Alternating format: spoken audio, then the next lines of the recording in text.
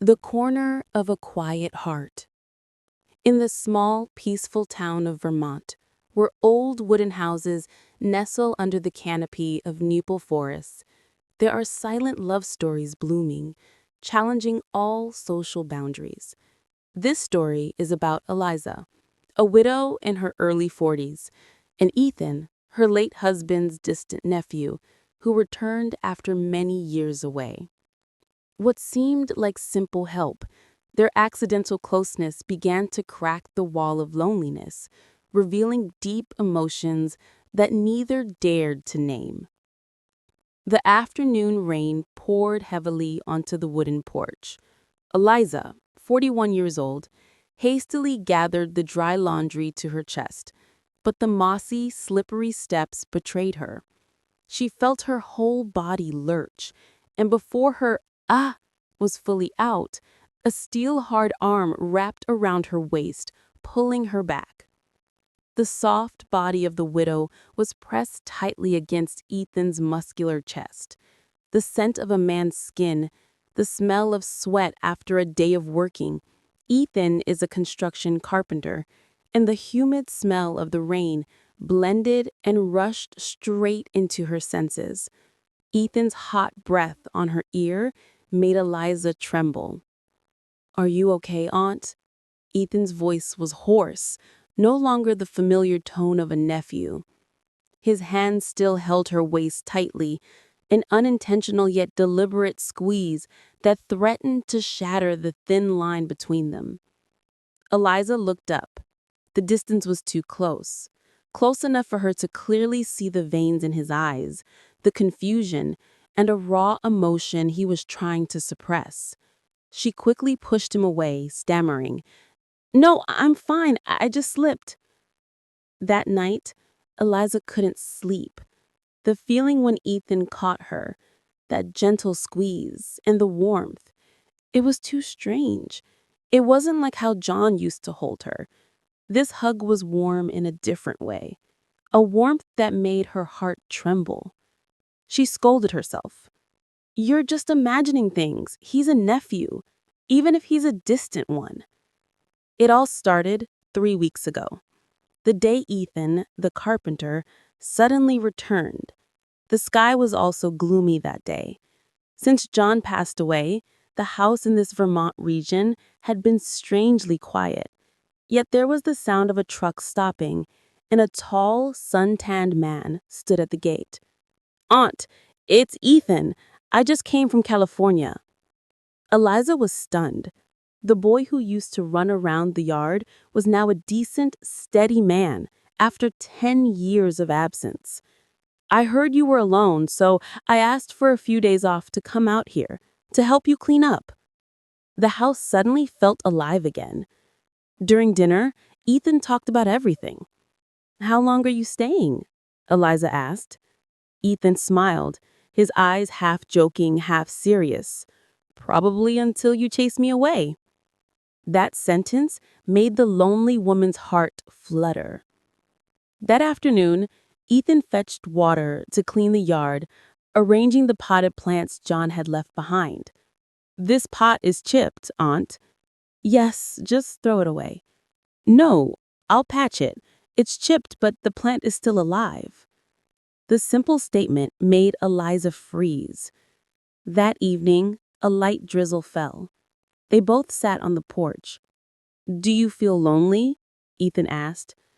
"Lonely, but you get used to it if you live long enough, dear." The rain grew heavier. Ethan ran out to close the window. The wind dampened his hair. Eliza quickly pulled his arm back. "Stop, I'll do it. You're all wet." Her voice trembled, her hand still holding his wrist. In that moment, their eyes met. Just one more beat, and they would have crossed the line. Eliza pulled her hand back, hurrying to the kitchen to boil ginger tea, her heart in turmoil. That look was no longer that of a nephew, but of a man looking at a lonely woman. Since Ethan came, Eliza felt strange. Whenever he bent down to wash dishes or sweep the yard, she didn't know where to look. The man's presence evoked a feeling that was both far and near. At the market, Ethan insisted on carrying the basket. She chose the fish, and he stepped up to pay. No, let me. You're the guest.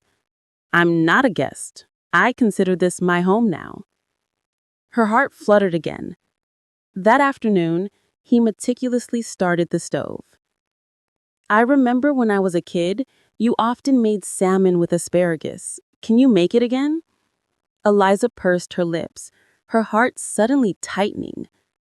Then came the day Ethan climbed onto the roof to fix a leak. She stood below, worried. Be careful over there. Before she finished, he slipped. Fortunately, he managed to hold on, but his leg was cut by a sharp piece of metal and blood flowed. Eliza frantically pulled him onto a chair, her hand trembling as she washed the wound and applied medicine. Bear with it. It will stop hurting soon. Yes, you made the pain go away. Eliza froze. His gaze was too sincere. You're talking nonsense. I mean it. I'm grown up now. I wouldn't joke around. You don't know, but you're the only one who makes me feel peaceful. The sentence embarrassed her, making the hand that was bandaging the wound tremble. Ethan, don't talk about such things. People will laugh. Even if no one hears, it's not right. She quickly stood up and said, Okay, the bandage is done. You rest. I'm going to cook dinner. He held her hand back, gently, but enough to make her heart pound wildly. I'm serious. Don't avoid me anymore. She breathed slightly faster, freeing her hand. Ethan, don't make it hard for me. I can't handle it. Then she turned away quickly, leaving him sitting there, his eyes heavy. The entire dinner that evening was silent. That night, she lost sleep again. Ethan's words kept echoing in her head. She didn't know that Ethan was also sitting alone on the porch, smoking and watching the rain patter. He knew he was crossing the line, but the water in his heart had already overflowed. After that rainy afternoon, Eliza started pretending to be busy, intentionally talking less to Ethan. But a woman's heart in her 40s, which she thought had dried up, was easily moved by a man's attention. She knew that as long as someone made her feel valuable, her heart would soften like silk. In the morning, Ethan woke up early to brew a strong pot of tea, always pouring a cup and leaving it on the table for her. What surprised her was the small note he stuck under the cup. Drink your tea before it gets cold, Aunt. The clumsy handwriting made her heart beat faster. For the first time in many years, someone remembered her in such a simple way. Acting like a child, she said it, but her mouth was smiling, unable to hide her joy. From then on, there was a small note every morning. Sometimes, it's raining, remember to wear a warm jacket. Sometimes, turkey is delicious, let's make soup. She smiled all day long. One afternoon, Ethan brought home a small bunch of daisies wrapped in old newspaper. I saw someone selling them cheaply up an end of the road. She held the bunch, feeling strange inside. How long had it been since anyone gave her flowers? Why buy them? It's a waste of money.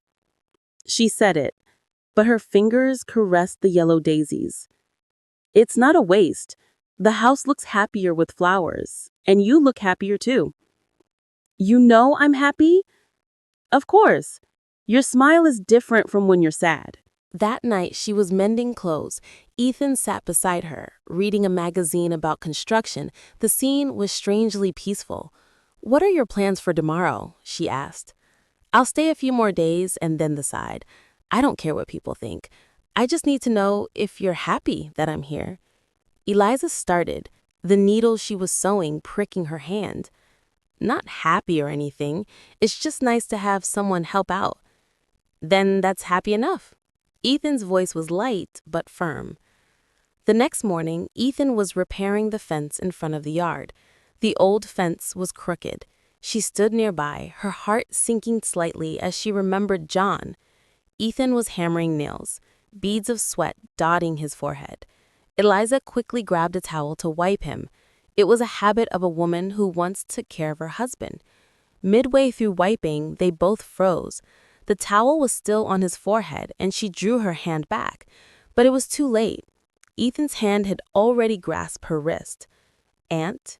he called softly. "What?" she replied, her voice small, like a whisper. "Don't distance yourself from me like you did the other day. I'm afraid."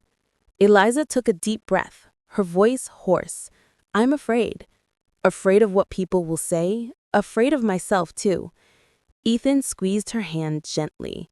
"I'm not thinking anything wrong. I just care about you." The word care came out softly, but was as heavy as a stone dropped into a still pond.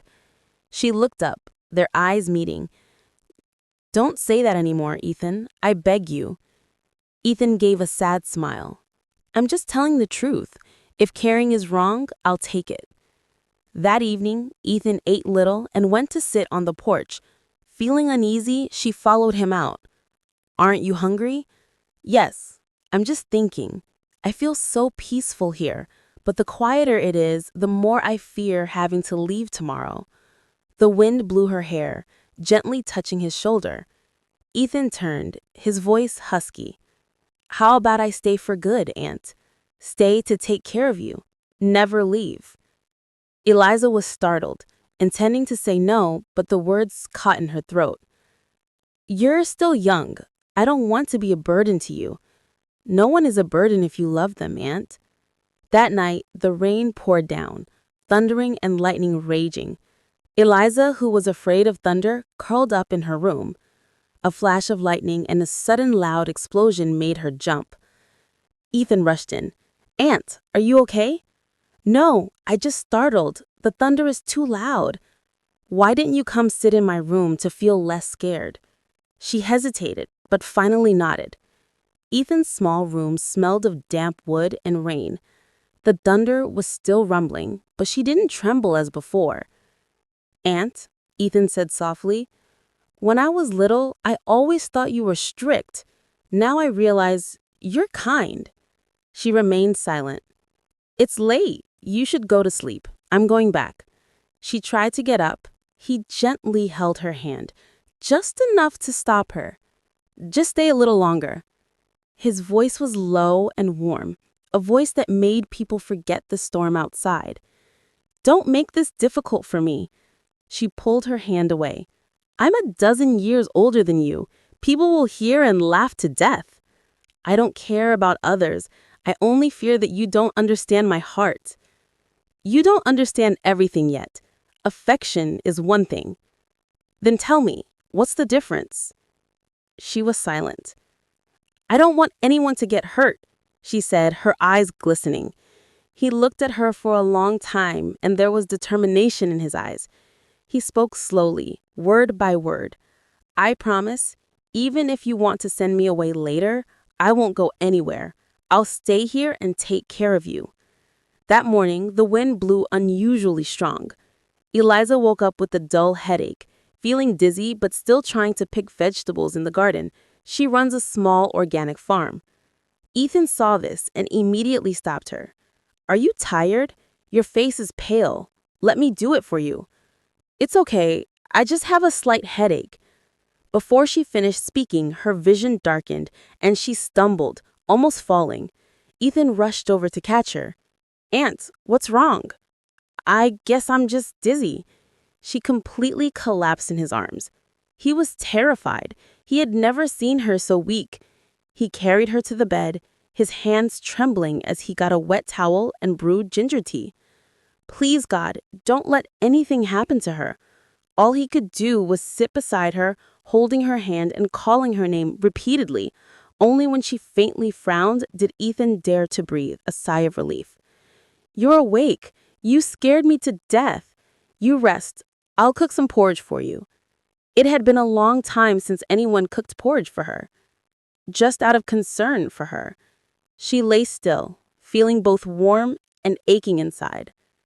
A moment later, Ethan brought out a bowl of fragrant oatmeal with onion. "Get up and eat, Aunt. It's hot.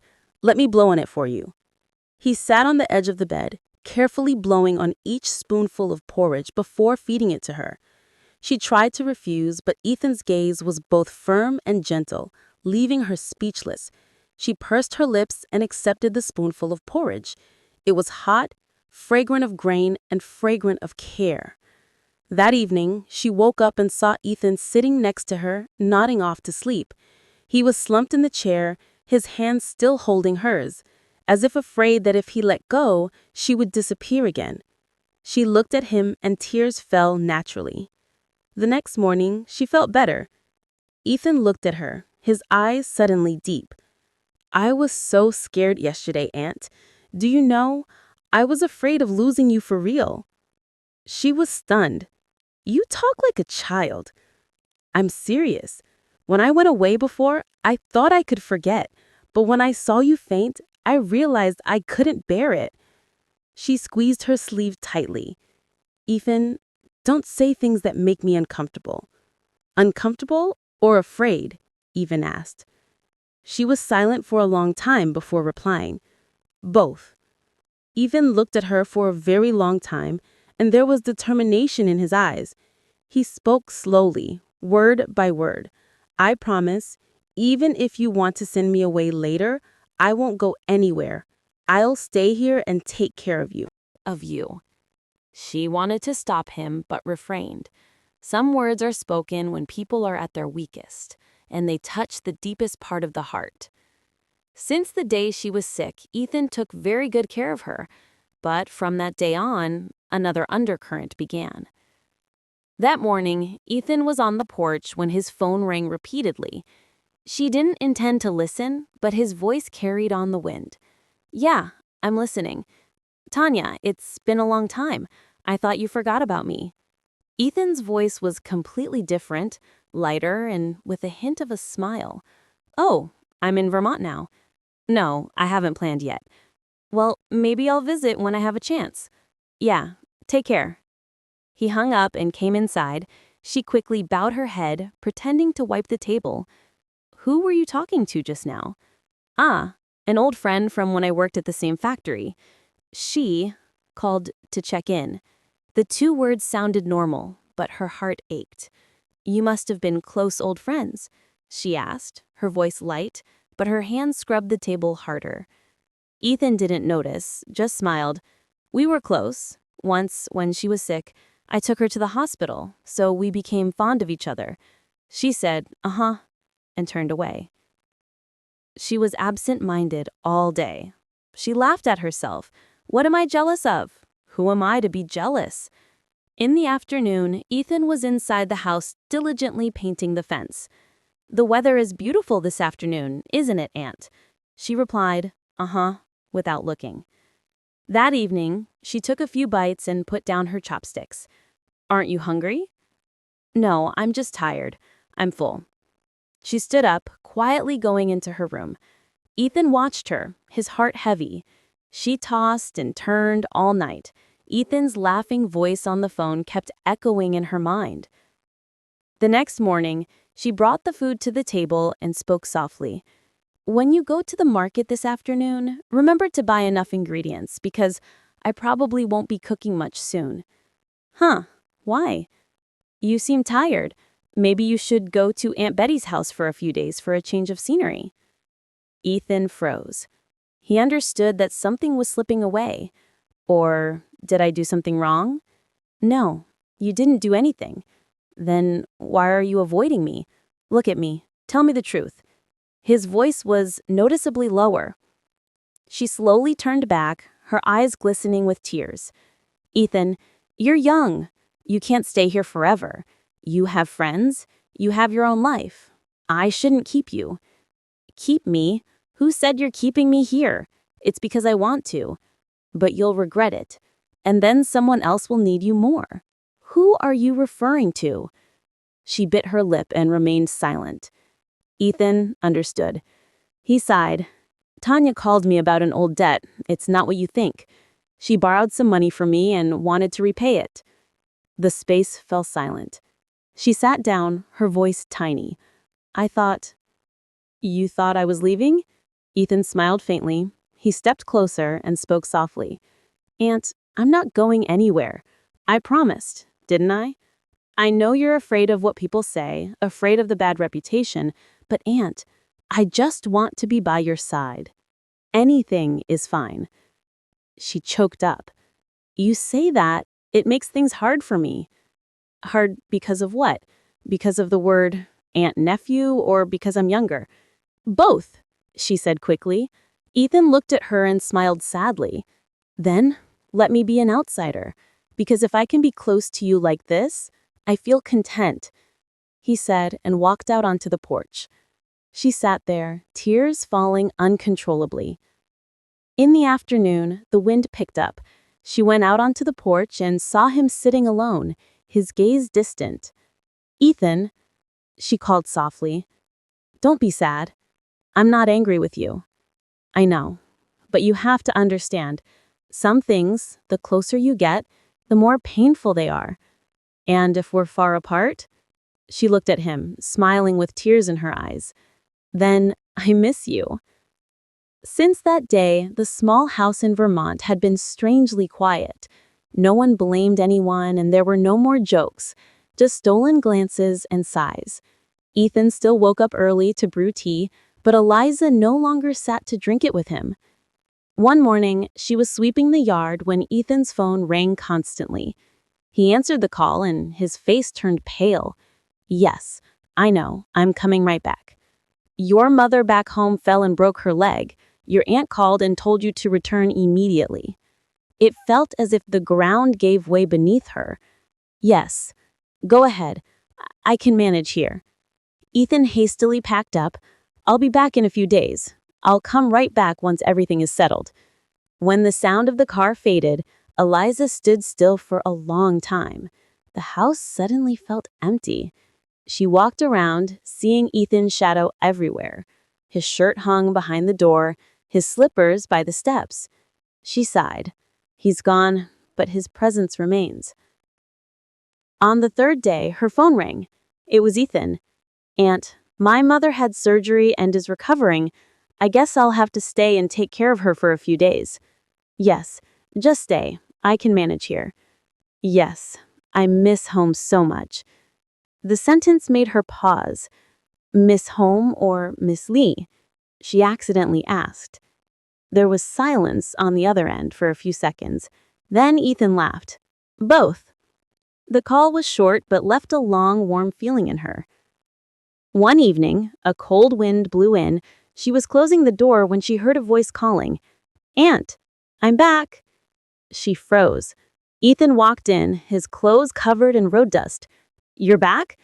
she stammered, tears welling up. "Yes, my mother is better, so I asked my aunt to let me leave early. I wanted to surprise you." "You silly boy." Late at night, they sat on the porch. "Aunt, I think I truly love you now." She looked up, ready to react, but his voice was deep and sincere. "It's not the impulsive kind of love. It's true love, like someone who wants to protect another forever." She trembled slightly. "Don't say that anymore. I'm scared." "Scared of what? Scared I'll regret it?" "I won't. I'm just afraid that one day you won't be here." But Eliza still avoided it. She was scared of her own eyes when looking at him. The next morning, she was hanging clothes when Ethan came out. "Aunt, this cup is chipped. I'll replace it." "No, leave it. I can still use it." "It's chipped. It's easy to cut your mouth." "It's okay. I'm used to using it." "You always say you're used to things. People can't live with chipped things forever." She stopped. "If a cup is chipped, you buy another, but a chipped heart isn't easily replaced." "Then why do you keep avoiding me?" His voice was very low, slightly trembling. "I see everything. You don't want to eat with me. You don't talk." "Did I do something wrong, Aunt?" She turned away. "You didn't do anything wrong. It's just that our relationship shouldn't go any further." "Shouldn't? Who says it shouldn't? I know what I'm doing." But I know if we continue, it will only bring suffering, Ethan. Are you afraid of what people will say? Ethan stepped closer, his gaze wanting to burn her. What are you afraid of? Afraid of others or afraid of your own heart? Both, she blurted out, her voice trembling. I'm afraid you truly love me and then you'll regret it later. Afraid people will laugh at you. I'm afraid I won't be able to control my own heart. Ethan looked at her for a long time, his eyes wet. No longer angry, only sad. I've never been afraid of people laughing, Aunt. I'm only afraid of seeing you lonely. I truly love you, not out of gratitude, not out of pity, but love as a man loves a woman. She froze. That sentence fell heavily like a stone hitting her heart. Shut up! She burst into tears. You don't know what you're saying. I know very well. His eyes were red. I don't need you to love me back. I just want you to know. I no longer see you as a relative. Saying that is wrong. Why can't I? Because you are you, and I'm the one who still has to live. Being lonely is easier than being despised by others. That sentence was like a knife cut. Ethan stepped back, forcing a smile. So you're more afraid of people than afraid of losing me. Don't pressure me. I'm not pressuring you. I'm just asking one question. He looked straight into her eyes, his voice strained. If no one in this world knew, if it were just you and me, would you love me? She trembled. She intended to say no, but her lips moved without forming the word. A tear fell. Her voice choked.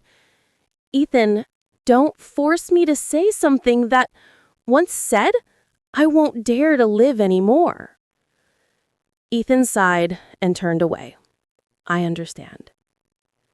He walked out. The sky suddenly poured rain. She ran out and saw Ethan standing in the middle of the yard, looking up at the sky. Get in now. You're getting soaked. He didn't move. She rushed out and pulled his arm, screaming, Are you crazy? Do you want to get sick again? Ethan looked at her and gave a weak smile. What's wrong with being a little wet? You can't stand it. She shouted, her tears mixing with the rain. She hugged his arm, her voice trembling violently. Don't torture me like this anymore. I'm exhausted. Ethan lowered his head, his voice very hoarse. I'm sorry, but I don't know how to hide it anymore. She looked at him, her eyes filled with anger, affection, and helplessness. Come on, let's go inside. No one slept that night. In the morning, the yard was a mess. She came out and saw Ethan cleaning the yard. She poured a cup of tea. Drink this, to warm up. Ethan took it, saying softly, Thank you, Aunt. I said harsh things last night. Don't mind it. I was also emotional. I apologize. But hiding it hurts so much, Aunt. Yes, I know. From that day on, everything returned to a different kind of normal. Not cold, nor overly affectionate. They both knew each other's feelings, but dared not touch them. In the evening, she mended clothes. Ethan sat nearby reading the newspaper. Aunt, I plan to go back home for a few days to fix my mother's roof. She paused the needlework. How long will you be gone? Probably a week. I'll come right back after I'm done. He smiled. I have my mother back home, and I have you here. I have someone who cares about me in both places, but there's only one person who makes me want to return the fastest. She looked up, meeting his gaze, her heart twisting slightly. The last night before Ethan left, the wind picked up again. He sat across from her, the smoke from the tea rising. Aunt, I promise, no matter where I go, I will always come back, because I feel most peaceful here. She looked at him and smiled faintly. Yes, come back whenever you want. The door to this house is always open. The story of Eliza and Ethan, where the boundaries of kinship and age become an invisible wall, reveals a profound lesson. True love knows no status or age, but it must face the two biggest obstacles in life: the fear of being public opinion, the fear of being laughed at, and the fear of being hurt, the fear of regret and loss. Happiness is not without risk, but it is the courage to choose the person who brings peace to your heart despite external judgments. Being lonely is easier than being despised by others, is a real pain, but love is a stronger pull than all fears.